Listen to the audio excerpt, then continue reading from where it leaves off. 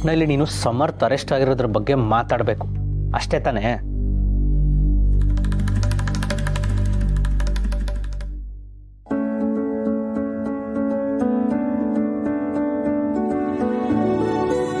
ಇವ್ರು ನನಗೆ ಶರ್ಟ್ ಕೊಟ್ಟಿದ್ದಕ್ಕೆ ನಾನು ಇವ್ರಿಗೋಸ್ಕರ ಅಂತ ಒಂದು ಹೊಸ ಶರ್ಟ್ ತಂದಿದ್ದೀನಿ, ತಗೊಳ್ಳಿ. ಅಭಿ, ಇಯರಿಂಗ್ ಸಿಕ್ತು.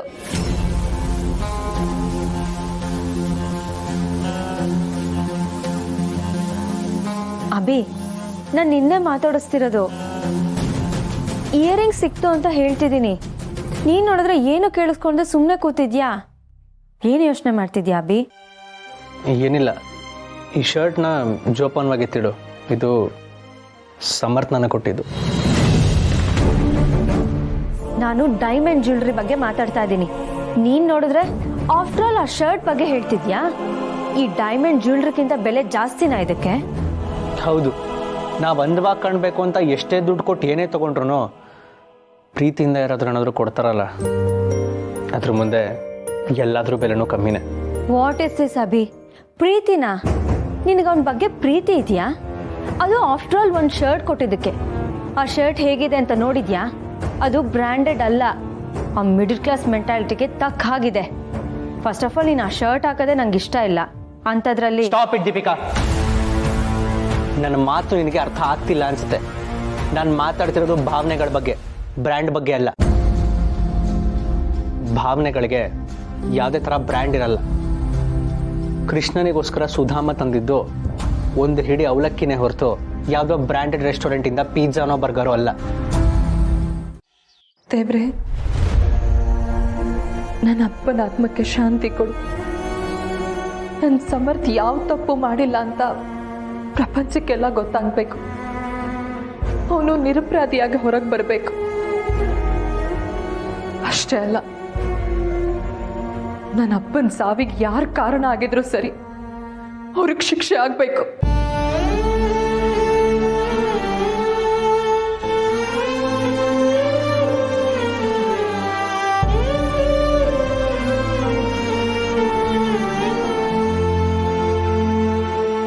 ಅಪ್ಪ,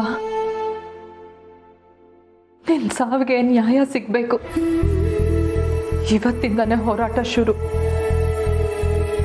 ನಿನ್ನ ಮಗಳಿಗೆ ನೀನೇ ಧೈರ್ಯ ಕೊಡ್ಬೇಕಪ್ಪ.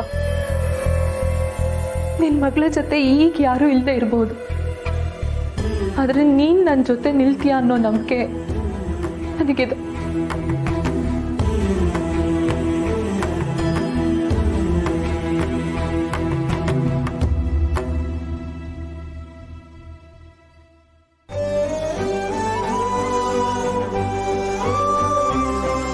ನಿನಗೆ ಏನು ಅಂತ ಆಶೀರ್ವಾದ ಮಾಡಲಿ ಸೋಗ್ಲಾಡಿ. ತುಳಸಿ ಸತ್ಯ ಹೇಳ್ದಾಗ್ಲಿಲ್ಲೂ ಒಂದು ರೀತಿ ಧರ್ಮ ಸಂಕಟದಲ್ಲಿ ಸಿಕ್ಕಾಕೊಂಡಿದ್ದೀನಮ್ಮ.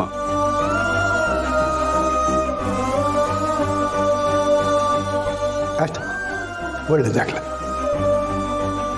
ತಾತ ಹೊರಡೋಣ. ನಡ್ರಿ ಹೊರಡೋಣ. ಅಲ್ಲ, ನೀವು ಕೋರ್ಟ್ ಹೊರಟಿದ್ದೀರಿ, ಅಲ್ಲಿ ವಾದ ವಿವಾದ ಎಲ್ಲ ಕೇಳಿ ಗಾಬರಿ ಆಗ್ಬಿಡ್ಬೋದು. ನಿಮಗೆ ಧೈರ್ಯ ತುಂಬಕ್ಕೆ ಅಂತ ನಾನು ನಿಮ್ಮ ಜೊತೆ ಬರ್ತೀನಿ, ಬನ್ನಿ ಹೋಗೋಣ. ಏನೂ ಬೇಕಾಗಿಲ್ಲ.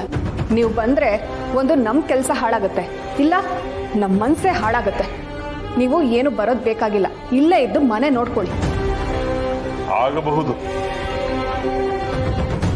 ಇಲ್ಲೇ ಇದ್ದು ಈ ಅರಮನೆನ, ಇಲ್ಲಿರೋ ಸಂಪತ್ತನ್ನ ಶೇಷನಾಗನ ಹಾಗೆ ಜೋಪಾನವಾಗಿ ಕಾಪಾಡ್ಕೋತೀನಿ. ನೀವೆಲ್ಲ ಹೋಗ್ಬಿಟ್ಟು ಬನ್ನಿ.